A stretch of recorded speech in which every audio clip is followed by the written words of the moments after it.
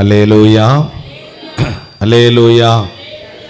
அருமை ஆண்டவரும் இரட்சகரும் மீட்பருமாகிய இயேசு கிறிஸ்துவின் இனிதான நாமத்தினாலே உங்கள் யாவருக்கும் இந்த இயேசு நல்லவர் மிஷனரி ஊழியத்தின் சார்பாக எங்களுடைய வாழ்த்துக்களை நாங்கள் சொல்லிக் கொள்ளுகிறோம்.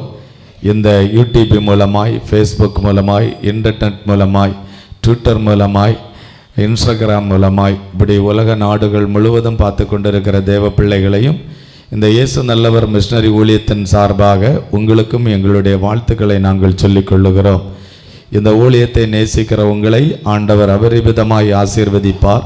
உங்கள் குடும்பத்தில் சமாதானமும் சந்தோஷமும் பெருகும்படியாக நாங்கள் ஜெபிக்கிறோம். கர்த்தர் உங்களை ஆசீர்வதிப்பாராக. அல்லேலூயா. நீ ஆசீர்வாதமாய் இருப்பாய், நீ ஆசீர்வாதமாய் இருப்பாய், நீ ஆசீர்வாதமாய் இருப்பாய் என்று இந்த வாக்கு தத்தத்தை ஆண்டவர் என் கண்களுக்கு முன்னே நிறுத்தினார். நான் ஆண்டவர்கிட்ட சொன்ன, ஆண்டவரே போன மாசத்துல தான் அந்த செய்தியை நான் மக்களுக்கு சொல்லியாச்சே, அப்ப எப்படி ஆண்டவரே இந்த மாசம் போய் நான் அந்த செய்தி தான் சொல்லணுமா? இல்லை, போன மாசத்துல நான் யோசேப்பை எவ்வளவு பாடுகளுக்கு மத்தியில் நான் அவனோடு கூட இருந்து யோசேப்பை நான் உயர்த்தி ஆசீர்வதித்தேன். அதுபோல நான் இந்த யோபு என்கிற அந்த பக்தனை, அவன் உத்தமனும் சன்மார்க்கனும் நீதிமானும் கர்த்தருக்கு பயப்படுகிறவனுமாய் இருந்தபடியினால் நான் எப்படி யோசேப்போடு கூட இருந்து அவனுகளை பாடுகளை சகிப்பதற்கு நான் கிருபை கொடுத்து ஏற்ற காலத்தில் அவனுக்கு 2 மடங்கு கொடுத்து அவனை எப்படி நான் ஆசீர்வதித்து உயர்த்தினேனோ, அதுபோல இந்த இடத்துல பாடுகளோடு வந்திருக்கலாம், உபத்திரவத்தோடு வந்திருக்கலாம், வேதனையோடு வந்திருக்கலாம், துக்கத்தோடு வந்திருக்கலாம், கவலையோடு வந்திருக்கலாம், கண்ணீரோடு வந்திருக்கலாம். நான் இனி இந்த உலகத்தில் ஆசீர்வதிக்க முடியுமா? என்னுடைய கடன் பிரச்சனை மாறுமா? என்னுடைய தேவைகள் சந்திக்க முடியுமா? எனக்கு ஒரு ஜெயம் உண்டாகுமா என்று நீங்கள் வந்திருக்கலாம். யோபுவை ஆசீர்வதித்து உயர்த்தின ஆண்டவர் உங்களையும் ஆசீர்வதித்து உயர்த்த போகிறார். உங்க பிள்ளைகளை ஆசீர்வதித்து உயர்த்த போகிறார். உங்க வீட்டில் ஒரு மேன்மை வரப்போகிறது. உங்க குடும்பத்தில் ஒரு உயர்வு வரப்போகிறது. கர்த்தர் அப்படி உங்களை ஆசீர்வதிக்க போகிறார். அந்த ஆதியாகமம் 12ஆம் அதிகாரம் 2வது வசனத்தின்படி நீ ஆசீர்வாதமாய் இருப்பாய், நீ ஆசீர்வாதமாய் இருப்பாய். இங்க இருக்கிற ஒவ்வொருவரையும் பார்த்து இயேசு சொல்லுகிறார், நீ ஆசீர்வாதமாய் இருப்பாய், நீ ஆசீர்வாதமாய் இருப்பாய் என்று இயேசு சொல்லுகிறார். இயேசு சொல்லுகிறார், என்னுடைய வாழ்க்கையில இவ்வளவு உபத்திரவங்கள் இருக்கிறது, இவ்வளவு வேதனையான காரியம் இருக்கிறது, இவ்வளவு துன்பமான காரியங்களை நான் அனுபவித்து வருகிறேனே, எப்படிங்க நான் ஆசீர்வாதமாய் இருக்க முடியும்? இப்ப யோபு 42ஆம் அதிகாரம் 10வது வசனத்தை நாம் வாசிக்க கேட்போம். யோபு 42ஆம் அதிகாரம் 10வது வசனம். யோபு தன் சிநேகிதனுக்காக வேண்டுதல் செய்த போது கர்த்தர் அவன் சிறையிருப்பை மாட்டினார். யோபுவுக்கு முன்னிருந்த எல்லாவற்றை பார்க்கலும் இரட்டத்தனையாய் கர்த்தர் அவனுக்கு தந்தருளினார். அல்லேலூயா. இரட்டத்தனையாய் இயேசு தந்தருளினார். இரட்டத்தனையாய் இயேசு தந்தருளினார். 2 மடங்கு அவனை ஆசீர்வதித்தார் என்று வேதம் சொல்லுகிறது. யோபு இந்த உலகத்தில் வாழ்ந்த காலத்தில் பல பாடுகள், பல துன்பங்கள், பல இழப்புகள், பல ஏமாற்றங்கள், நண்பர்களால் பரிகாசங்கள், இப்படி வாழ்ந்த இந்த யோபுவை ஆண்டவர் 2 மடங்கு ஆசீர்வதித்தார் என்று கர்த்தருடைய வசனம் சொல்லுகிறது. அவர் 2 மடங்கு ஆசீர்வதிக்கிற தேவன். நீங்க எந்த அளவுக்கு இழந்து போனீர்களோ அதை 2 மடங்காய் திருப்பி கொடுக்கிற ஆண்டவர் நம்மளுடைய ஆண்டவர். யோபுவை ஆசீர்வதித்தது மாத்திரமல்ல, அவனை 2 மடங்கு ஆசீர்வதித்தார் என்று கர்த்தருடைய வசனம் சொல்லுகிறது. உங்களை இழந்திருக்கலாம், நீங்கள் தோற்று போயிருக்கலாம், உங்களை 2 மடங்கு ஆசீர்வதிக்கிற தேவன் இந்த ஆண்டவராய் இருக்கிறார். 2 மடங்கு ஆசீர்வதிக்கிற தேவன் உங்களை 2 மடங்கு ஆசீர்வதிப்பார். யோபுவை ஆண்டவர் 2 மடங்கு ஆசீர்வதிக்க காரணம் என்ன? 3 காரியங்கள் இருக்கிறது. வேகமாய் சொல்லி நாம் ஜெபிக்க இருக்கிறோம். யோபுவை 2 மடங்கு ஆசீர்வதிக்க காரணம் என்ன? கவனமாய் நீங்கள் நான் சொல்லுவதை கேட்கும் பொழுது நீங்க வீட்டில் போய் இந்த அதிகாரத்தை வாசிங்க, அப்பொழுது உங்களுக்கு புரிந்து கொள்ள முடியும். யோபுவை 2 மடங்கு ஆசீர்வதிக்க காரணம் என்ன? முதலாவது, எல்லா நிலைமையிலேயும் கர்த்தரை துதித்தான். இழப்பிலையும், தோல்வியிலையும், ஏமாற்றத்திலையும், கஷ்டத்திலையும், பாடலையும், உபத்திரவத்திலையும், வேதனையிலையும் ஆண்டவரை முறுமுறுக்காதபடி எல்லா நிலைமையிலே கர்த்தரை துதித்தான்.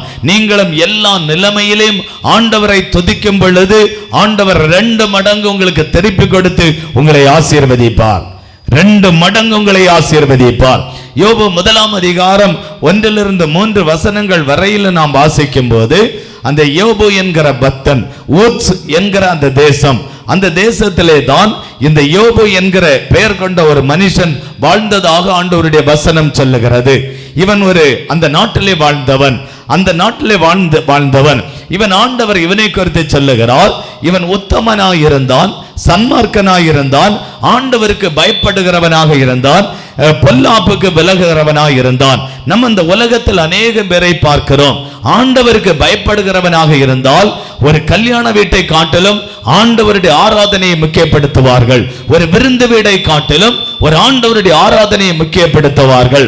உலகத்தில் இருக்கிற அத்தனை ஃபங்க்ஷன் வீடை காட்டிலும் ஆண்டவரை மகிமைப்படுத்துவார்கள், கர்த்தரை மகிமைப்படுத்துவார்கள், இயேசுவை ஆராதிப்பார்கள். அவர்கள் தான் தேவனுக்கு பயப்படுகிறவர்கள். ஆண்டவர் எனக்கு தந்த திருச்சபை, எனக்கு தந்த ஊழியம், எனக்கு தந்த ஆராதனை, இதை நான் தடை பண்ணக்கூடாது.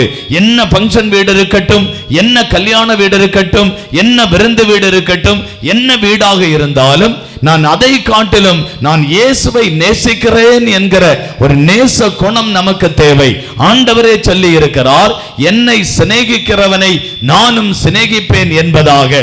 ஆராதனை மூலமாய் அவரை சிநேகிக்கும் பொழுது உங்களை ஆண்டவர் சிநேகிப்பார். ஒரு ஜெபத்தின் மூலமாய் ஆண்டவரை சிநேகிக்கும் பொழுது உங்களை ஆண்டவர் சிநேகிப்பார். ஒரு ஆராதனை மூலமாய் ஆண்டவரை சிநேகிக்கும் பொழுது உங்களை ஆண்டவர் சிநேகிப்பார். ஒரு பாடல்கள் மூலமாய் ஆண்டவரை சிநேகிக்கும் பொழுது உங்களை ஆண்டவர் சிநேகிப்பார். ஒரு ஊழியக்காரனோடு இணைந்து அந்த ஊழிய தரிசனத்துக்காக ஜெபிக்கும் பொழுது ஆண்டவர் உங்களை சிநேகிப்பார். இயேசுவே சொன்னார், என்னை சிநேகிக்கிறவனை நானும் சிநேகிப்பேன் என்பதாக. இந்த யோபனுடைய வாழ்க்கையில் இயேசு சொல்லுகிறார், அவன் உத்தமனாய் நடந்தான், சன்மார்க்கனாய் நடந்தான், தேவனுக்கு பயப்படுகிறவனாய் இருந்தான், பொல்லாப்புக்கு விலகுகிறவனாக இருந்தான். இப்படி ஆண்டவருக்கு பயந்து ஒரு உண்மையான ஒரு வாழ்க்கை, பரிசுத்தமான ஒரு வாழ்க்கை வாழ்ந்து கொண்டிருந்த யோபு, இவனுடைய வாழ்க்கையை ஆண்டவர் சொல்லுகிறார், அவனுக்கு 3 பிள்ளைகள், 7 ஆண் பிள்ளைகள், 10 பிள்ளைகள் இருந்தார்கள். 2வது வசனத்தை வாசிக்கும் பொழுது நீங்கள் அறிந்து கொள்ள முடியும்.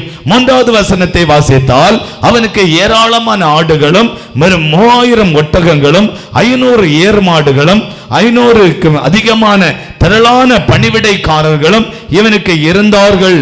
இவன் கிழக்கத்திய புத்திரர்களில் எல்லாரினும் பெரியவனாய் இருந்தான் என்று வேதம் சொல்லுகிறது.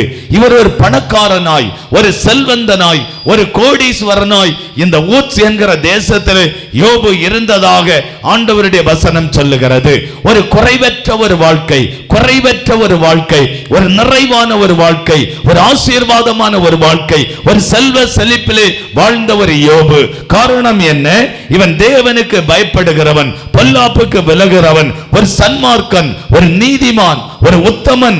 இப்படி ஆண்டவருக்கு முன்னே வாழ்ந்தது நிமித்தம் கர்த்தர் இவனை ஆசீர்வதித்தார். கர்த்தர் இவனை ஆசீர்வதித்து பெருக பண்ணினார். யோபு 1 அதிகாரம் 10வது வசனத்தை வாசித்தால் அவனுடைய சம்பத்து தேசத்திலே பெருகினது, சம்பத்து தேசத்திலே பெருகினது. அப்படியானால் உலகம் முழுவதும் அவனுடைய சொத்துக்கள் இருந்தது, உலக நாடுகள் முழுவதும் அவனுக்கு அசட்டுகள் இருந்தது. அவனுடைய சம்பத்து தேசத்திலே பெருகினது என்பதாக ஆண்டவருடைய வசனம் சொல்லுகிறது. தொடர்ந்து அதே வசனத்தை வாசித்தால், நீர் அவனையும் அவனுடைய வீட்டையும் அவனுக்குண்டான எல்லாவற்றையும் சுற்றி வேலி அடைத்து வைத்திருக்கிறீர். அவனை ஆசீர்வதித்தது மாத்திரமல்ல, கர்த்தர் அவனை வேலி அடைத்து வைத்திருந்தார். அவனுக்குண்டான எல்லாவற்றையும் வேலி அடைத்து வைத்திருந்தார். அவனுக்குண்டான எல்லாவற்றையும் வேலி அடைத்து வைத்திருந்தார். யோபுவை ஆண்டவர் வேலி அடைத்தார். அவனுடைய மனைவி ஆண்டவர் வேலி அடைத்தார். அவனுடைய 10 பிள்ளைகளை ஆண்டவர் வேலி அடைத்தார். அவனுக்கு இருந்த சொத்துக்களை ஆண்டவர் வேலி அடைத்தார். அவனுக்கு இருந்த மிருக ஜீவன்களை ஆண்டவர் வேலி அடைத்தார். அவனுக்கு இருக்கிற வேலைக்காரர்களை ஆண்டவர் வேலி அடைத்தார். எல்லாவற்றையும் ஆண்டவர் வேலி அடைத்து ஆண்டவர் பாதுகாத்தார் என்று கர்த்தருடைய வசனம் சொல்லுகிறது.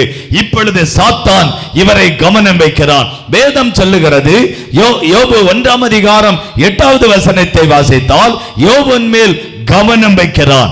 யோபுவின் மேல் சாத்தான் கவனம் வைக்கிறான். யோபுவின் மேல் கவனம் வைக்கிறான். இதை கேட்கிற ஆண்டவருடைய பிள்ளைகளே, யோபுவின் மேல் சாத்தான் கவனம் வைக்கிறான்.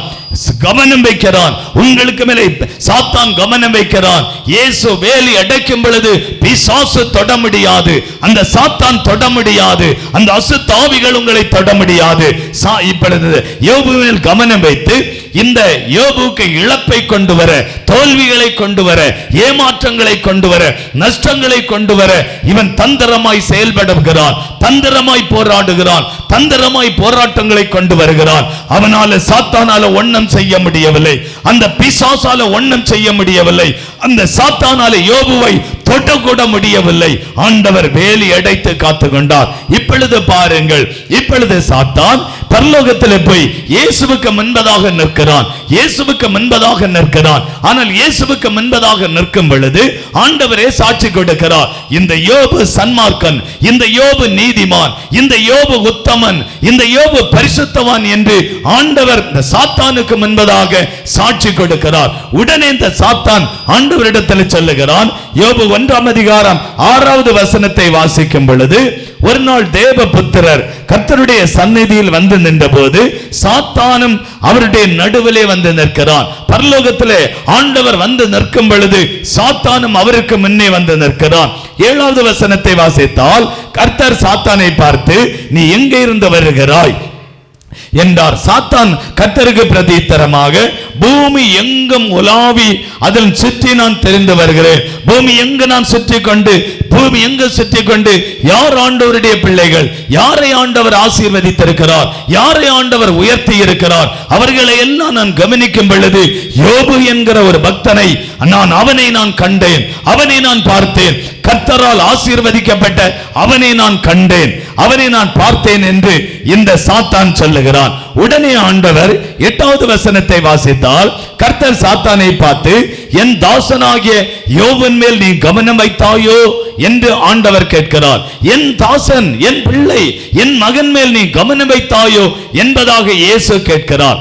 உடனே அவன் ஆண்டவர் சொல்லுகிறார், என்னுடைய மகன் உத்தமன், அவன் சன்மார்க்கன், அவன் நீதிமான், அவன் எனக்கு பயப்படுகிறவன், எல்லா ஆராதனையிலும் முடங்காமல் அவன் ஆராதிக்கிறவன், எல்லா ஜபத்திலையும் முடங்காமல் ஜெபிக்கிறவன், என்னை தினமும் தேடுகிறவன், என்னை தினமும் ஆராதிக்கிறவன், அவ்வளவு பரிசுத்தவான் யோபு, அவன் மேல் நீ கவனம் வைத்தாயோ என்று இந்த இயேசு சாத்தானை பார்த்து கேட்கிறார். உடனே சாத்தான் சொல்லுகிறான், 9வது வசனத்தை வாசித்தால் சாத்தான் சொல்லுகிறான், சாத்தான் கர்த்தருக்கு பிரதித்தரமாக, யோபு விருதாவாக ஒன்றும் தேவனுக்கு பயந்து நடக்கவில்லை, அவன் விருதாவாக ஒன்றும் பயந்து நடக்கவில்லை, அவன் சும்மா ஒன்றும் பயந்து நடக்கவில்லை, அவன் பயந்து நடப்பதற்கு ஒரு காரணம் இருக்கிறது. என்ன காரணம் தெரியுமா? 10வது வசனம், நீர் அவனையும் அவனுடைய வீட்டையும் அவனுக்குண்டான எல்லாவற்றையும் வேலி அடைத்து வைத்திருக்கிறீர். இந்த காரணத்துக்காக நீர் வேலி அடைத்து வைத்திருக்கிறீர், அவனை பாதுகாத்து வைத்திருக்கிறீர். அதனால தான் அவன் இன்றைக்கு உம்மை உத்தமமாய், நேர்மையாய், சன்மார்க்கனாய், நீதிமானாய் இன்றைக்கு இருக்கிறான் என்று அந்த சாத்தான் இயேசுவை பார்த்து சொன்னார். உடனே பார்க்க, அவனை ஆசீர்வதித்திருக்கிறீர், அவனுடைய சம்பத்து தேசத்தில் பெருகி இருக்கிறது, நீர் அவனை சம்பத்தினால் பெருக பண்ணி இருக்கிறீர், அவனை ஆசீர்வதித்திருக்கிறீர், அவனை உயர்த்தி இருக்கிறீர். அதனால தான் இன்னைக்கு அவன் நீதிமானாய் இருக்கிறான், உத்தமமாய் இருக்கிறான், நேர்மையாய் இருக்கிறான், ஆராதனைக்கு போகிறான், ஜபம் பண்ணுகிறான் என்பதாக இந்த இயேசுவினிடத்தில் சாத்தான் போய் சொல்லுகிறான். உடனே ஆண்டவர் சொல்லுகிறார், இந்த சாத்தான் ஆண்டவரிடத்தில் சொல்லுகிறதை 11வது வசனத்தை வாசித்தால், உம்முடைய கையை நீட்டி உண்டானவை எல்லாம் தொடுவீரானால் அப்பொழுது அவன் முகத்துக்கு எதிரே உம்மை தூசிப்பானே பாரும். இப்ப நீர் இதை எடுத்துக்கொண்டால் உம்மை தூசித்து விடுவான். நீர் ஆசீர்வதித்திருக்கிறீர், அதனால் உம்முடைய பிள்ளையாய் இருக்கிறான். அவனை வேலி அடைத்து வைத்திருக்கிறீர், அதனால் உங்க பிள்ளையாய் இருக்கிறான். இதை நீங்கள் எடுத்து பாரும், இதை நீர் எடுத்து பாரும், உடனே உம்மை தூசித்து விடுவான், உம்மை உடனே அவன் தூசித்து விடுவான் என்று சாத்தான் சொல்லுகிறான். உடனே ஆண்டவர் சொல்லுகிறார், 12வது வசனம், கர்த்தர் சாத்தானை நோக்கி, இதோ அவனுக்கு உண்டானவை எல்லாம் கையில் இருக்கிறது, அவன் மேல் மாத்திரனே கை வையாதே. சாத்தான் சன்னதியை விட்டு பெறப்பட்டு போனான். இப்பொழுது இந்த யோபுவுக்கு ஒரு பாதிப்பை கொண்டு வர ஆண்டவர் வேலியை எடுத்து விட்டார். இந்த சாத்தான் போட்ட சவாலுக்கு முன்பதாக இயேசு வேலியை எடுத்து விட்டார். அவனுக்கு இருக்கக்கூடிய சம்பத்துகளை எல்லாம் இழக்க பண்ணுவதற்காக சாத்தான் இப்பொழுது புறப்பட்டு போகிறார். எல்லாத்தையும் ஆண்டவர் எடுத்து விட்டார். ஆண்டவருடைய அனுமதி பெற்றுக்கொண்டு நேரடியாய் போகிறார். 13வது வசனத்தை வாசித்தால், ஒரு நாள் அவனுடைய எல்லா சம்பத்துகளும் எல்லாம் அவனை விட்டு போகிறது. ஒரே நாளில் 10 பிள்ளைகள் மரித்தார்கள். ஒரே நாளில் அவனுடைய வேலைக்காரர்கள் மரித்து போனார்கள். ஒரே நாளில் சொத்துக்களை எல்லாம் இழந்து போகிறார். ஒரே நாளில் அவனுக்கு உண்டான எல்லாவற்றையும் இழந்து போகிறார். ஆண்டவர் சொன்னார், அவனை மட்டும் நீ தொற்றாத, அவனுக்கு உண்டான எல்லாவற்றையும் நீ எடுத்தாலும் அவனை மாத்திரம் நீ தொட்டு விடாதே என்பதாக இயேசு சொல்லி அனுப்பினார். உடனே சாத்தான் சவால் விடுகிறான், நீங்க பாரும், இன்னைக்கு நான் எல்லாவற்றையும் இன்னைக்கு எடுத்த உடனே உம்மை மறுதலித்து விடுவான், உம்மை மறுதலித்து விடுவான், உம்மை மறுதலித்து விடுவான் என்பதாக சாத்தான் சவால் விட்டு கொண்டு போனான். அதே போல அவன் போய் சவால் விட்டு கொண்டு அந்த யோபுவுக்கு இருந்த சொத்து, மதிப்பு, மரியாதை, வீடு, அவனுடைய பிள்ளைகள், அவனுக்கு இருந்த வேலைக்காரர்கள், பணிவிடைக்காரர்கள், அவனுக்கு இருந்த மிருக ஜீவன்கள் எல்லாவற்றையும் இழந்து போக பண்ணினான். இன்னைக்கு எல்லாவற்றையும் சாத்தான் எல்லாவற்றையும் இழந்து போக பண்ணினான். எல்லாவற்றையும் இழந்து போக பண்ணினான். எல்லா இழப்பிலையும் பாருங்க. இப்ப யோபு என்ன சொல்லுகிறான்? யோபு 1ஆம் அதிகாரம் 21வது வசனத்தை வாசிக்க கேட்போம். வந்தேன், நம்பர்வாணி அவ்விடத்துக்கு திரும்புவேன். கர்த்தர் கொடுத்தார், கர்த்தர் எடுத்தார். கர்த்தருடைய நாமத்துக்கு ஸ்தோத்திரம். அவன் ஆண்டவரை மகிமைப்படுத்துகிறான். எனக்கு உண்டான சொத்துக்களை நீர் கொடுத்தீர் ஆண்டவரே, நீரே இன்னைக்கு எடுத்துக்கொண்டீர் என்று ஆண்டவரை மகிமைப்படுத்துகிறான். இயேசுவை மகிமைப்படுத்துகிறான், ஆண்டவரை மகிமைப்படுத்துகிறான். இன்னைக்கு ஒரு பிள்ளைக்கு திருமணம் ஆகவில்லை என்று இயேசுவை விட்டவர்கள் உண்டு. ஒரு வீடு கிடைக்கவில்லை என்று இயேசுவை விட்டவர்கள் உண்டு. ஒரு லாபம் இல்லை என்று இயேசுவை விட்டவர்கள் உண்டு. ஒரு சொத்து கிடைக்கவில்லை என்று இயேசுவை விட்டவர்கள் உண்டு. ஒரு காரியத்துக்காக, ஒரு அற்ப காரியத்துக்காக, ஒரு அற்ப விஷயத்துக்காக இயேசுவை விட்டு போன அநேகம் பேர் உண்டு. உங்களை குறித்து என்ன யோசித்து பாருங்க. ஒரு கடன் எனக்கு வந்தது, இனி எனக்கு இயேசு வேண்டாம். ஒரு வியாதி வந்தது, இனி எனக்கு இயேசு வேண்டாம். இனி ஒரு பிரச்சனை வந்தது, எனக்கு இயேசு வேண்டாம் என்று போனவர்கள் உண்டு. யோபுவை பாருங்க. யோபு இந்த நிலைமையிலும் அவனை மாத்திரம் சாத்தான் தொட முடியவில்லை. அவனுடைய சொத்து, மதிப்பு, மரியாதை, பெயர், புகழ், வேலைக்காரர்கள், வேலைக்காரிகள், ஒட்டகங்கள், ஆடுகள், மிருக ஜீவன்கள் எல்லாம் இழந்து போனான். எல்லாம் இழந்து போனான். இழந்தவை அந்த யோபு சொல்லுகிறான், கர்த்தர் எடுத்தார், கர்த்தர் கொடுத்தார், கர்த்தர் எடுத்தார், அவருடைய நாமத்துக்கு ஸ்தோத்திரம். இது நடந்தாலும் நடக்காவிட்டாலும் ஆண்டவரை நான் ஸ்தோத்தரிப்பேன். வேலை கிடைத்தாலும் கிடைக்காவிட்டாலும் என் ஆண்டவரை நான் துதிப்பேன். எனக்கு வேலை கிடைத்தாலும் கிடைக்காவிட்டாலும் இயேசுவை நான் விட மாட்டேன். காரியம் வாய்த்தாலும் வாய்க்காவிட்டாலும் நான் இயேசுவை விட மாட்டேன். அப்படி இயேசுவை ஆண்டவரை மகிமைப்படுத்தினான். யோபு கர்த்தரை மாத்திரம் மகிமைப்படுத்தினான்.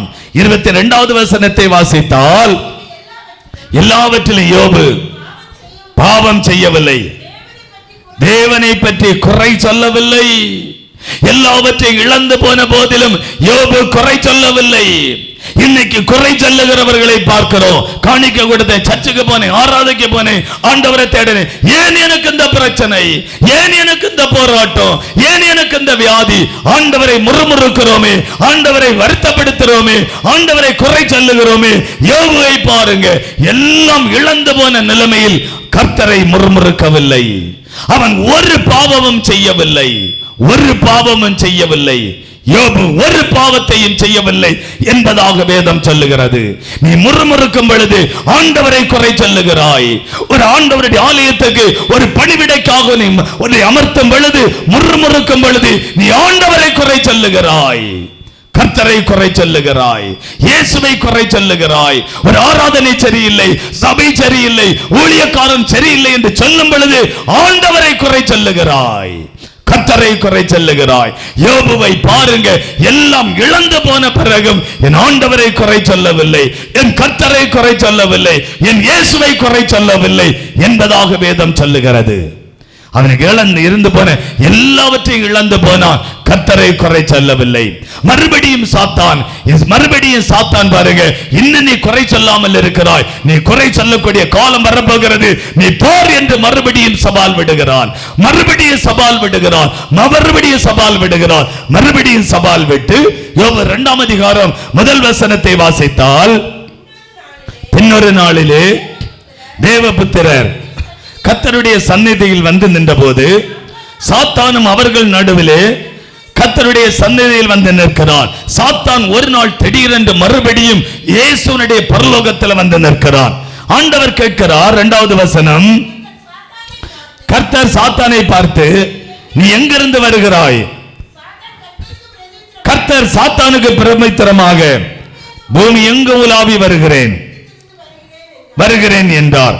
நான் உலகம் முழுவதும் சுற்றி கொண்டு வருகிறேன் என்று இயேசுவினிடத்தில் சாத்தான் சொல்லுகிறான். 3வது வசனம், அப்பொழுது கர்த்தர் சாத்தானை நோக்கி, நீ என் தாசனாகிய யோபின் மேல் கவனம் வைத்தாயோ? உத்தமனும் சன்மார்க்கனும் தேவனுக்கு பயந்து பொல்லாப்புக்கு விலகுகிறவனுமாகிய மனுஷனாகிய அவனை போல பூமியில ஒருவனும் இல்லை.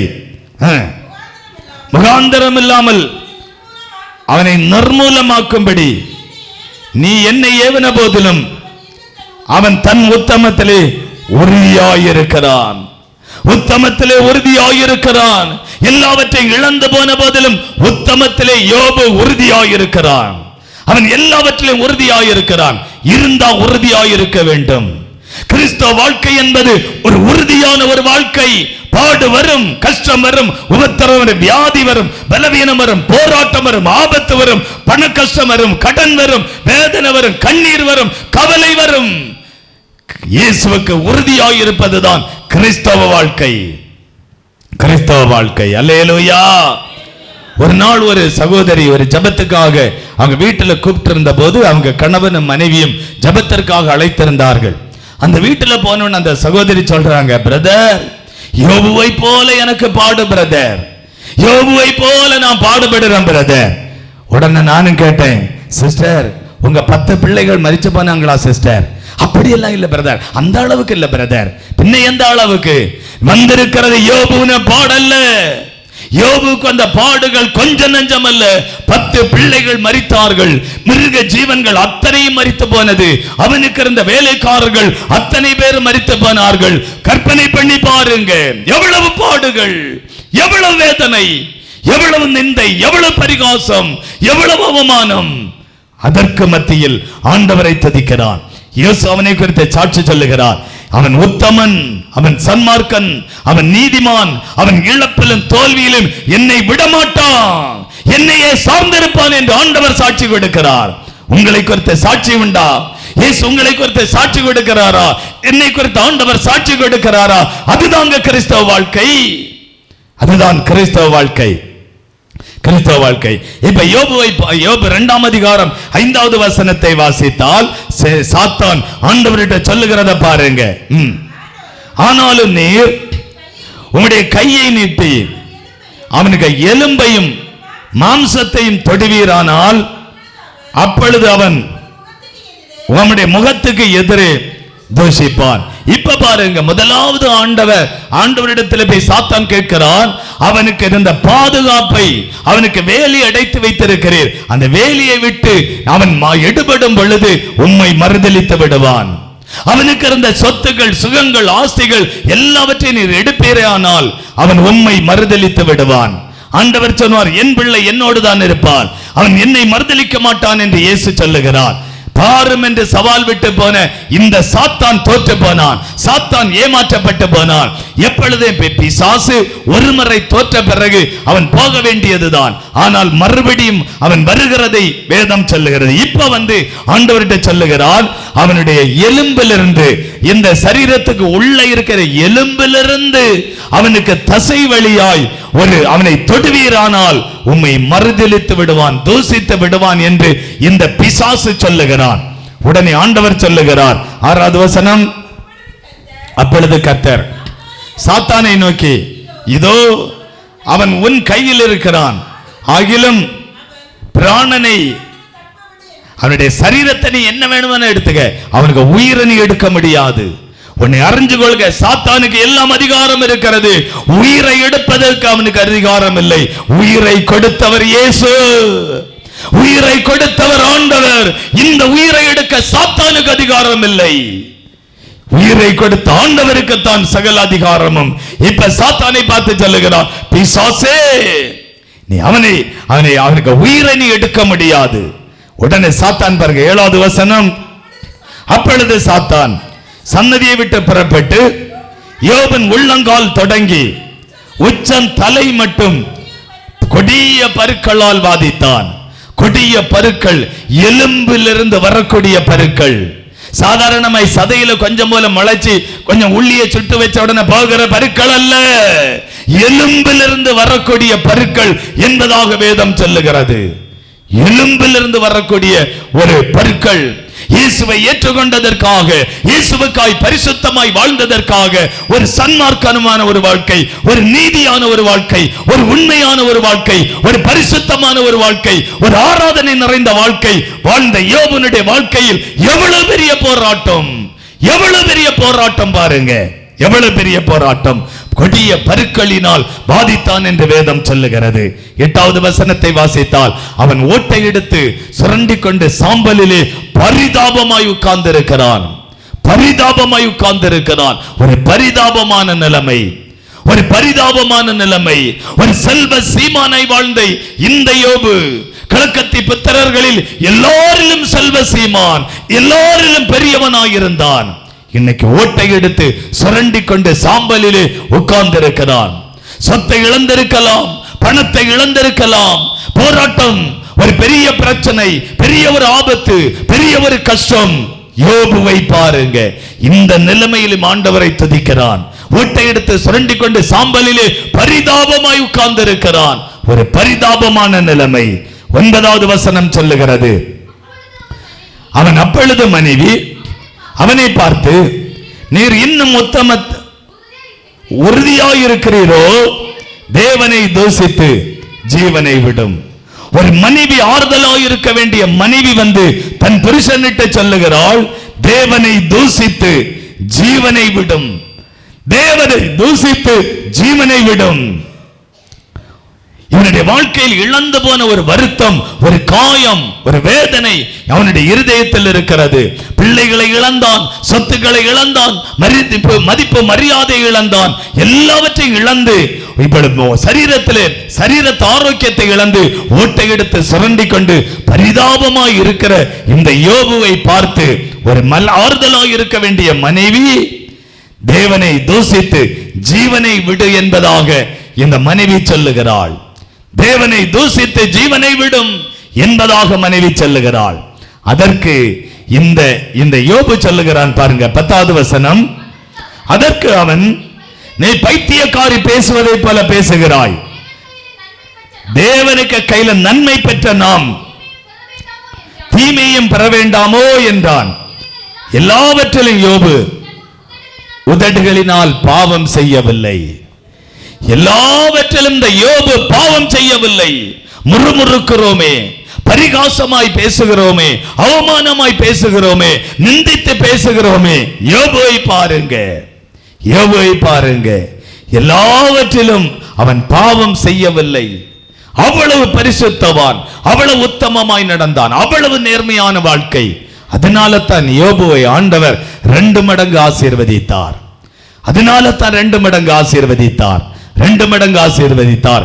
இழந்திருக்கலாம், பிள்ளைகளை இழந்திருக்கலாம், உங்க மதிப்பு மரியாதை இழந்திருக்கலாம், உங்க பணத்தை இழந்திருக்கலாம், சொத்துக்களை இழந்திருக்கலாம். நீ ஏதோ ஒரு இழப்போடு வந்திருக்கிறீர்கள், கடன் பெற்று போயிருக்கிறீர்கள், பிள்ளை இழந்து வந்திருக்கிறீர்கள், ஏதோ ஒரு இழப்பில் வந்திருக்கிறீர்கள். என் ஆண்டவர் உங்களை 2 மடங்கு ஆசீர்வதிக்க அவர் வல்லமை உள்ளவர். காரணம் என்ன தெரியுமா? யோபு உத்தமனாய், சன்மார்க்கனாய், நீதிமானாய், கர்த்தருக்கு பயப்படுகிறவனாய் இந்த உலகத்தில் வாழ்ந்தான். அப்படி வாழுங்க, ஆண்டவர் உங்களை ஆசீர்வதிப்பார். 2வதாக யோபுவை ஆண்டவர் ஆசீர்வதிக்க காரணம், 2வது எல்லா நிலைமையிலும் பொறுமையாய் இருந்தான். இழப்பிலையும் தோல்வியிலையும் ஏமாற்றத்திலையும் ஆண்டவரை மறுமறுக்காதபடி, குற்றம் சொல்லாதபடி, குறை சொல்லாதபடி அவன் பொறுமையாயிருந்தான். அவன் பொறுமையாயிருந்தான் என்று வேதம் சொல்லுகிறது. யாக்கோபு 5ஆம் அதிகாரம் 11வது வசனத்தை வாசித்தால், யோபின் பொறுமையை குறித்து கேள்விப்பட்டிருக்கிறீர்கள், கர்த்தருடைய செயலில் முடிவை கண்டிருக்கிறீர்கள். கர்த்தர் மிகுந்த உருக்கமும் இரக்கமும் உள்ளவராயிருக்கிறார். யோபினுடைய பொறுமை, அவன் மிகுந்த பொறுமை. அவன் ஒரே நாளிலே பிள்ளைகள் மரித்து போகிறார்கள், பொறுமையாயிருக்கிறான். ஒரே நாளிலே வேலைக்காரர்களை இழந்து போகிறான், பொறுமையாயிருக்கிறான். ஒரே நாளிலே சொத்துக்களை இழந்து போகிறான், பொறுமையாயிருக்கிறான். ஒரே நாளிலே மதிப்பு மரியாதை இழந்து போகிறான், பொறுமையாயிருக்கிறான். ஒரே நாளிலே சரீரத்திலே கொடிய வியாதிகள் தாக்கி பரிதாபமாய் ஓட்டை எடுத்து சுரண்டி கொண்டு சாம்பலிலே உட்கார்ந்து இருக்கிறான், பொறுமையாயிருக்கிறான். உன் புருஷனிட்ட நீ பொறுமையாயிருக்கிறாயா? உன் மனைவிட்ட நீ பொறுமையாயிருக்கிறாயா? பிள்ளைகள்கிட்ட நீ பொறுமையாயிருக்கிறாயா? நீ பொறுமையாயிருக்கிறாயா? ஒரு மாமியாரிடத்துல பொறுமை, மருமகளிடத்துல பொறுமை, வேலை செய்கிற இடத்துல பொறுமை, போகிற இடத்துல பொறுமை. பொறுமை எப்பொழுதும் பொறுமை என்று வேதம் சொல்லுகிறது. யோபனுடைய பொறுமை, அதனால தான் கர்த்தர் அவனை 2 மடங்கு ஆசீர்வதித்தார். ஏன் இன்னைக்கு அநேக கிறிஸ்தவர்களுக்கு ஆசீர்வாதம் இல்லை? பொறுமை இல்லை. பொறுமை இல்லாதது நிமித்தமாக ஆண்டவர் இன்னைக்கு ஆசீர்வதிக்க முடியவில்லை. யோபனுடைய பொறுமை, கர்த்தர் அவனை ஆசீர்வதித்தார். ரோமர் 12ஆம் அதிகாரம் 12வது வசனத்தை வாசித்தால், நம்பிக்கையிலே சந்தோஷமாயிருங்கள், உபத்திரவத்திலே பொறுமையாயிருங்கள். நீங்கள் உபத்திரவப்படுகிறீர்கள். பிள்ளைகளால உபத்திரவம், புருஷனால உபத்திரவம், பக்கத்து வீட்டுக்காரர்களால் உபத்திரவம், மேல் அதிகாரியினால் உபத்திரவம், வேலை செய்கிற இடத்துல உபத்திரவம், நீங்க வாழ்கிற இடத்துல உபத்திரவம், எல்லா இடங்களிலும் உபத்திரவம். ஆண்டவர் சொல்லுகிறார், உபத்திரவத்திலே பொறுமையாயிருங்கள், உபத்திரவத்திலே பொறுமையாயிருங்கள் என்று ஆண்டவருடைய வசனம் சொல்லுகிறது. பொறுமையாயிருங்க, உபத்திரவத்திலே பொறுமையாயிருங்க, முறுமுறுக்காதிருங்கள், பொறுமையாயிருங்க. 1 பேதுரு 2ஆம் அதிகாரம் 19வது வசனத்தை வாசித்தால், தேவன் மேல் பற்றுதலாயிருக்கிற மனசாட்சி நிமித்தம் ஒருவன் அநியாயமாய் பாடுபட்டு உபத்திரவங்களை பொறுமையாய் சகித்தால் அது அவனுக்கு பிரீதியாயிருக்கும். அநியாயமாய் பாடுபடுகிறவர்கள், அநியாயமாய் பாடுபடுறீங்க, அநியாயமாய் துன்பத்தை அனுபவிக்கிறீர்கள், அநியாயமாய் வெட்கப்பட்டிருக்கிறீர்கள், அநியாயமாய் அவமானப்பட்டிருக்கிறீர்கள், அநியாயமாய் வேதனையோடு வாழ்கிறீர்கள், அநியாயமாய் நிந்தையோடு பரிகாசத்தோடு வாழ்கிறீர்கள். ஆண்டவர் உங்களை நேசிக்கிற ஒரு காலம் வந்திருக்கிறது. ஆண்டவர் உங்களை ஆசீர்வதிக்கிற ஒரு காலம் வந்திருக்கிறது. இந்த ஜெப வீட்டுக்குள்ள இருக்கிறீர்கள், மருமகளால் தின்னம் காயப்படுத்தப்பட்டிருக்கிறீர்கள், தின்னம் காயப்படுத்தப்பட்டிருக்கிறீர்கள். ஒரு நாள் இயேசு நீதி செய்வார், ஒரு நாள் இயேசு நியாயம் செய்வார். யோபுக்கு ஆண்டவர் அப்படி செய்தார். 2 மடங்கு ஆண்டவர் அவனை உயர்த்தினார், 2 மடங்கு கர்த்தர் அவனை ஆசீர்வதித்தார், 2 மடங்கு ஆசீர்வதித்தார். இந்த யோபு முறுமுறுக்கவில்லை, பொறுமையாயிருக்கிறான், பொறுமையாயிருக்கிறான். இப்ப பாருங்க, யோபின் நண்பர்கள், எலிப்பாஸ் என்கிற நண்பன் வந்து அவனை பரிகாசப்படுத்துகிறான். யோபு 4ஆம் அதிகாரம் 7வது வசனத்தை வாசித்தால், குற்றமில்லாதவன் அழிந்தவன் உண்டோ? இந்த யோபு இடத்துல நண்பன் வந்து சொல்லுகிறான், இந்த உலகத்தில் குற்றமில்லாதவன் அழிந்தவன் உண்டோ? உன்னிடத்தில் குற்றம் இருக்கலாம், நீ அதனால தான் அழிந்திருக்கிறாய், அதனால தான் இவ்வளவு இழப்பு, அதனால தான் இவ்வளவு தோல்விகள், அதனால தான் இவ்வளவு ஏமாற்றங்கள். நீ ஏதோ குற்றமில்லாதவன், வசனம் சொல்லுகிறது, குற்றமில்லாதவன் அழிந்தவன் உண்டோ? ஏதோ ஒரு குற்றம் பரிகாசப்படுத்துறாங்க, பரிகாசப்படுத்த இடத்துல உண்டு, உன்னிடத்துல ஏதோ ஒரு குற்றம் இருக்கிறது, அதனால தான் உன்னை பரிகாசம் பண்ணுகிறார்கள், பரிகாசம் பண்ணுகிறார்கள். அதனால தான் இவ்வளவு பெரிய அழிவு, அதனால தான் இவ்வளவு பெரிய அழிவு என்பதாக ஒரு நண்பன் வந்து சொல்லுகிறான். 8வது வசனத்தை வாசித்தால், அநியாயத்தை உழுது தீவினையை விதைத்தவர்கள் அதை அறுப்பார்கள். நீ எதை விதைச்சாயோ அதை இன்னைக்கு அறுத்திருக்கிறாய் சொல்றாங்க. இல்ல, எதை நீ விதைத்தாயோ அதை நீ அறுத்திருக்கிறாய் என்பதாக அவனை பரிகாசம் பண்ணுகிறார்கள். யோபு 4ஆம் அதிகாரம் 3வது வசனத்தை வாசித்தால், நீ அநேகருக்கு புத்தி சொன்னாயே, இன்னைக்கு என்ன ஆனது? அநேகருக்கு நீ புத்தி சொன்னாயே, இன்னைக்கு என்ன ஆனது என்பதாக இந்த யோபுவை பார்த்து அவனுடைய சிநேகிதர்கள் சொல்லுகிறார்கள். பரிகாசம், பரிகாசம். 4வது வசனத்தை வாசித்தால், விழுகிறவனை உம்முடைய வார்த்தைகளினால் நிற்க பண்ணி தள்ளாடுகிறவனை முழங்கால்களை பலப்படுத்தினீர்.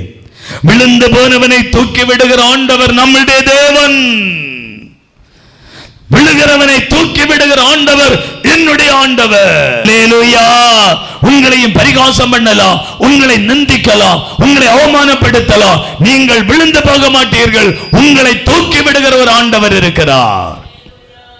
யோபுவை தூக்கிவிட்ட ஆண்டவர் உங்களையும் தூக்கி விடுவார். யோபு 15ஆம் அதிகாரம் 10வது வசனத்தை வாசித்தால்,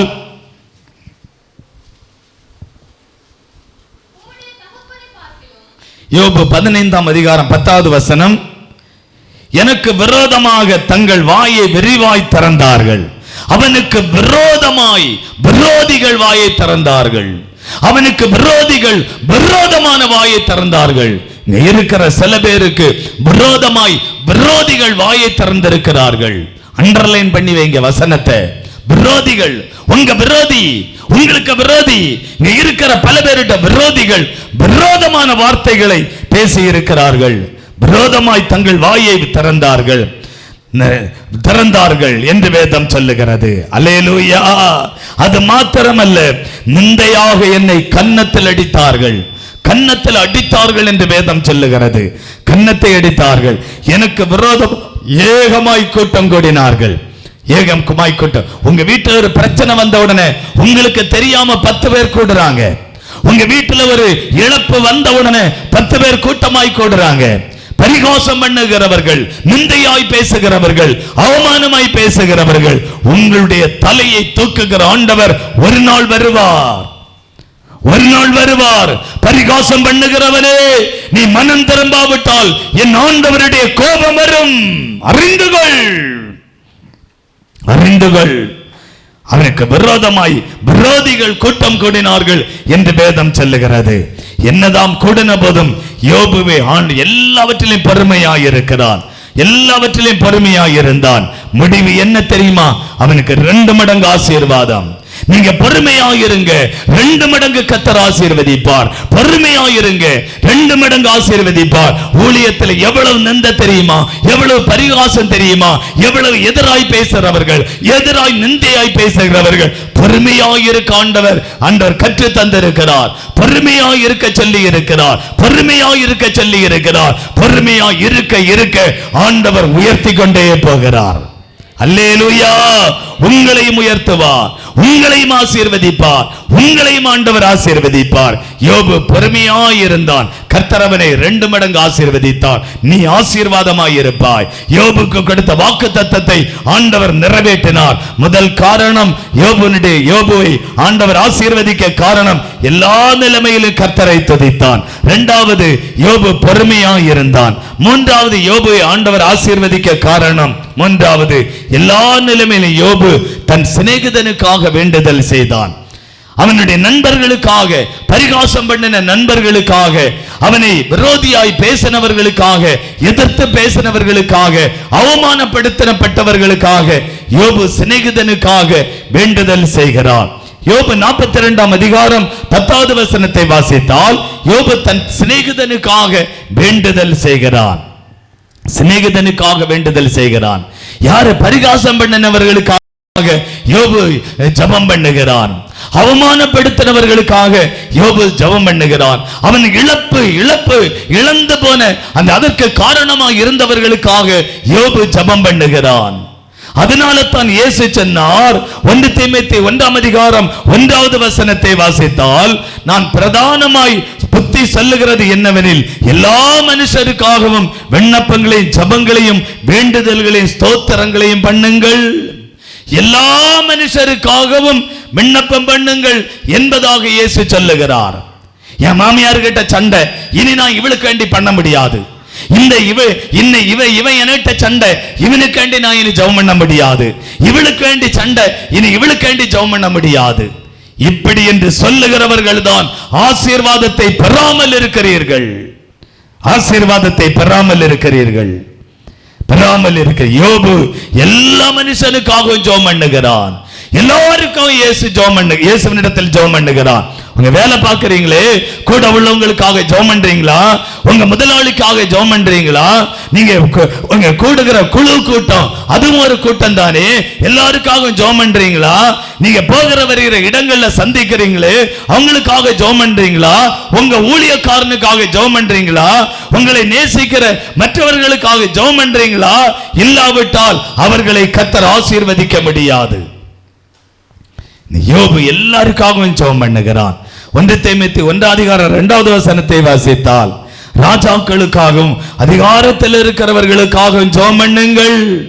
அதிகாரத்தில் இருக்கிறவர்களால் நீங்கள் பாதிக்கப்பட்டிருக்கலாம், அவர்களால நீங்க இழந்து போயிருக்கலாம், அவர்களால நிந்தை பரிகாசம் வந்திருக்கலாம்.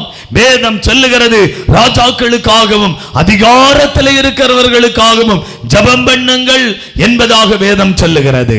இந்த நாட்டை ஆளுகிறவர்களுக்காக ஜெபம் பண்ணுங்க, இந்த மாவட்ட ஆட்சியாளர்களுக்காக ஜெபம் பண்ணுங்க, தாசில்தார்களுக்காக ஜெபம் பண்ணுங்க, வில்லேஜ் அதிகாரிகளுக்காக ஜெபம் பண்ணுங்க, மாவட்ட சூப்பரண்ட் ஆஃப் போலீஸ் அவர்களுக்காக ஜெபம் பண்ணுங்க, காவல் கண்காணிப்பாளர்களுக்காக ஜெபம் பண்ணுங்க. வேதம் எல்லா மனுஷனுக்காகவும் ஜெபம் பண்ணுங்கள் என்பதாக வேதம் சொல்லுகிறது. இங்க இருக்கிற பல பேர் ஜெபமே இல்லை. அதிகாரத்தில் இருக்கிறவர்களுக்காக ஒரு நாளைக்காக ஜெபம் பண்ணினது உண்டா? வரப்போகிற தேர்தல் அமைதியா நடக்கணுமே, மனுஷனுடைய ரத்தம் பூமியில சிந்தப்படக்கூடாது, கொலைகள் நடக்கக்கூடாது, சண்டை சச்சரவுகள் நடக்கக்கூடாது, ஒரு அமைதியான தேர்தல் நடக்க வேண்டுமே, உமக்கு சித்தமானவர்கள் இந்த நாட்டை ஆள வேண்டுமே, ஒரு நாளைக்காவது ஜெபித்தது உண்டா? எப்படி நீ ஆசீர்வதிக்க முடியும்? எல்லா மனுஷனுக்காக இயேசு ஜெபம் பண்ண சொல்லி இருக்கிறார். அவருடைய வார்த்தையை கீழ்ப்படியாதபடி எப்படி உன்னை ஆண்டவர் ஆசீர்வதிக்க முடியும்? யோசித்து பாருங்க. வசனம் சொல்லுகிறது, எல்லா மனுஷனுக்காக ஜெபம் பண்ணுங்கள். என் ஜெபம் உண்டா உன்னுடைய வாழ்க்கையில்?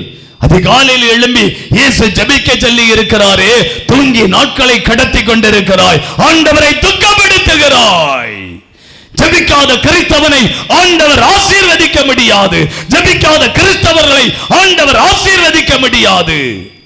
வியாதி என்று சொல்லுகிறாய், பலவீனம் என்று சொல்லுகிறாய், கடன் என்று சொல்லுகிறாய், கஷ்டம் என்று சொல்லுகிறாய், இதெல்லாம் சொல்லிக் கொள்ளுகிறாயே. எல்லா மனிதனுக்காக இயேசுவினிடத்தில் ஜெபம் பண்ணின ஒரு அனுபவம் உன்னுடைய வாழ்க்கையில உண்டா? அப்படிப்பட்டவர்களை தான் கர்த்தர் ஆசீர்வதிப்பார். யோபு அப்படி ஜெபம் பண்ணினான், அவனை ஆண்டவர் 2 மடங்கு ஆசீர்வதித்தார். 2 மடங்கு கர்த்தர் ஆசீர்வதித்தார். உன்னையும் ஆண்டவர் ஆசீர்வதிக்க வேண்டுமானால் எல்லா மனுஷனுக்காகவும் ஜெபம் பண்ணுங்கள். எல்லா மனுஷனுக்கா, நான் இவளுக்கிட்ட சண்டை, இனி இவளுக்காக நான் ஜெபம் பண்ண மாட்டேன். இவனுக்காக சண்டை, இவனுக்கு நான் ஜெபம் பண்ண மாட்டேன். இவனை எனக்கு பிடிக்காது, இவனுக்காக நான் ஜெபம் பண்ண மாட்டேன். நீ பார்சியாலிட்டி வைத்திருக்கிறாய், உன்னை ஆசீர்வதிக்கவே முடியாது. புனிதராஜை பிடிச்சாலும் இல்லாவிட்டாலும் ஆண்டவருடைய ஊழியக்காரன் அவனுக்காக ஜெபிக்கிறவர்களை கர்த்தர் ஆசீர்வதிப்பார். அவனுக்காக ஜெபிக்கிறவர்களை ஆண்டவர் ஆசீர்வதிப்பார். உங்களுடைய போதகர் உங்களுக்கு பிடித்தாலும் இல்லாவிட்டாலும் அவருக்காக ஜெபிக்கிறவர்களை ஆண்டவர் ஆசீர்வதிப்பார். யோபு அப்படி ஜெபம் பண்ணினான், கர்த்தர் அவனை 2 மடங்கு ஆசீர்வதித்தார் என்று வேதம் சொல்லுகிறது. எல்லா மனுஷனுக்காகவும் ஜெபம் பண்ணினான். ராஜாக்களுக்காக அதிகாரத்தில் இருக்கிறவர்களுக்காக ஜெபம் பண்ணினான். 4வது வசனம் 1 தீமோத்தேயு 1:4 வாசித்தால், எல்லா மனுஷன் ரட்சிக்கப்படவும் சத்தியத்தை அறிகிற அறிவை அடையவும் ஜெபம் பண்ணினாயா? சகோதரியே, யோபுவை ஆண்டவர் ஆசீர்வதிக்கிறதற்கு காரணம் எல்லா மனுஷனும் ரட்சிக்கப்பட வேண்டும். 142 கோடி மக்கள் ரட்சிக்கப்பட வேண்டும். யோபு ஜெபம் பண்ணுகிறான், கர்த்தர் அவனை 2 மடங்கு ஆசீர்வதித்தார். எல்லா மனுஷன் ரட்சிக்கப்படணும். கொஞ்சம் தேசத்துல நடக்கிற காரியங்களை பாருங்க. ஒரு கல்லை கொண்டு வைத்து தெய்வம் என்று வணங்குகிறவர்கள், சூரியனை தெய்வம் என்று வணங்குகிறவர்கள், ஒரு கடலை பார்த்து பயபக்தியோடு போய் தெய்வம் என்று வணங்குகிறவர்கள், மிருகங்களை தெய்வம் என்று பயபக்தியோடு வணங்குகிறவர்கள், ஊரும் பிராணிகளை தெய்வம் என்று பயபக்தியோடு வணங்குகிற ஜனங்களை கண்ணோக்கி பாருங்க. இந்த மனுஷன் ரட்சிக்கப்பட வேண்டும், இந்த ஆத்மா மனம் திரும்ப வேண்டும். எத்தனை கோடி ஜனங்கள் வலது கைக்கும் இடது கைக்கும் வித்தியாசம் அறியாதபடி நம் தேசத்தில் வாழ்கிறாங்களே, நம்ம பாரத தேசத்தில் வாழ்றாங்களே. இந்த ஜனங்களுக்காக ஜெபிக்காவிட்டால் ஆண்டவர் எவ்வளவு வருத்தப்படுவார்? எவ்வளவு வருத்தப்படுவார். எல்லா மனுஷன் ரட்சிக்கப்பட இயேசு 2 கைகளில் அடிக்கப்பட்டாரு, 2 கால்களில் அடிக்கப்பட்டாரு. அவருடைய ரத்தம் ஒரு துளி ரத்தம் கூட இல்லாத அளவுக்கு அவர் ரத்தம் சிந்தி மரித்தாரு. இந்த ஆண்டவருக்கு முன்பதாக என்ன செய்கிறாய்? இந்த ஆண்டவருக்கு முன்ன என்ன செய்கிறாய்? என்ன செய்கிறாய்? ஆண்டவர் சொல்லுகிறார், எல்லா மனுஷனும் ரட்சிக்கப்படணும், எல்லா மனுஷனும் ரட்சிக்கப்படணும் என்று யோபு ஜெபம் பண்ணுகிறார். கர்த்தர் அவனை 2 மடங்கு ஆசீர்வதித்தார். 2 மடங்கு கர்த்தர் ஆசீர்வதித்தார். இவ்வளவு கஷ்டப்படுகிறோமே, இவ்வளவு பரிகாசப்பட்டு ஊழியம் செய்கிறோமே, இவ்வளவு நிந்தை அவமானங்களை சுமந்து ஊழியம் செய்கிறோமே, இவ்வளவு மரணத்துக்கும் எங்களுக்கும் ஒரு அடி தூரத்தில் நின்று ஊழியம் செய்கிறோமே, இவ்வளவு கஷ்டப்பட்டு ஊழியம் செய்கிறோமே. ஏன் தெரியுமா? ஒரு பணம் கிடைக்கும் என்பதல்ல, அந்தஸ்தோடு வாழ்கலாம் என்பது அல்ல, ஒரு பணம் கிடைக்கும் என்பது அல்ல, ஒரு மதிப்பு மரியாதை கிடைக்கும் என்பது அல்ல. நான் இவ்வளவு கஷ்டப்பட்டு ஊழியம் செய்வதற்கு ஒரே ஒரு காரணம், இயேசுவுடைய வருகையில் காணப்பட, அவருடைய வருகையில் காணப்பட. இதற்காகத்தான் நான் ஊழியம் செய்கிறேன், அதற்காகத்தான் ஆண்டவருடைய ஊழியம் செய்கிறேன். உங்களை குறித்து என்ன? பரலோகத்துக்கு போவீர்களா? ஆண்டவரிடத்தில் கேட்டு பாருங்க. ஆண்டவரே, உம்முடைய சித்தத்தை நான் எப்படி செய்ய வேண்டும்? ஆண்டவரிடத்தில் கேட்டு பாருங்க. அவர் உங்களுக்கு பேசுவார், அவர் உங்களோடு இடைப்படுவார், அவர் உங்களுக்கு அருமையாய் நடத்துவார். உங்களை அவர் நேசிக்கிறார், உங்களை ஆசீர்வதிப்பார். ஆண்டவரே சொன்னார், நான் நீ ஆசீர்வாதமாயிருப்பாய், நீ ஆசீர்வாதமாயிருப்பாய். யோபுனுடைய வாழ்க்கையில் இத்தனை பாடுகள், உபத்திரவங்கள், வேதனைகள், பரிகாசங்கள், நிந்தைகள், அவமானங்கள், இதற்கு மத்தியிலே யோபு என் தேசத்தை நேசித்து ஜெபிக்கிறான், என் மக்களை, ஜனங்களை நேசித்து ஜெபித்தான். அவனை நான் ஆசீர்வதித்தது போல உங்களை நான் ஆசீர்வதிக்க விரும்புகிறேன். உங்களை இங்க இருக்கிற எல்லாரையும் நான் ஆசீர்வதிக்க விரும்புகிறேன், எல்லாரையும் ஆசீர்வதிக்க விரும்புகிறேன்.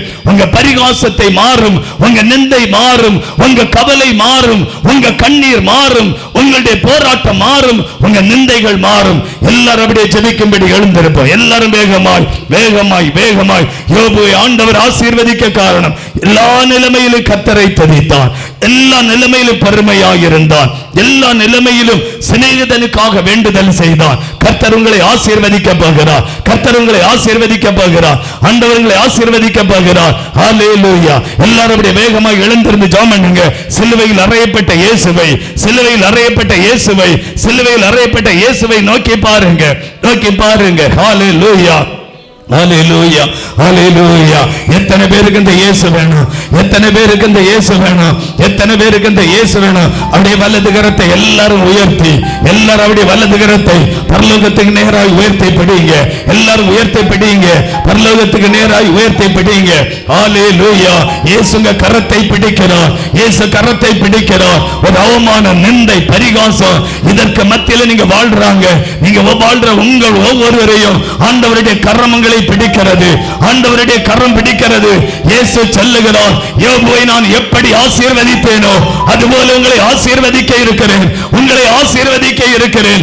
யோபுவை எப்படி நான் ஆசீர்வதித்தேனோ அதுபோல உங்களை ஆசீர்வதிக்க விரும்புகிறேன். ஹல்லேலூயா. எல்லாரும் நேரா, நல்ல அரக்கை, கால்கை, முக்காகை, எல்லாம் நெடுமையா நேரா பரலோகத்துக்கு நேராக. ஆண்டவர் இவ்வளவு செய்த நன்மைகளுக்காக ஆண்டவரை ஸ்தோத்திரம் பண்ணுங்க, துதியுங்க.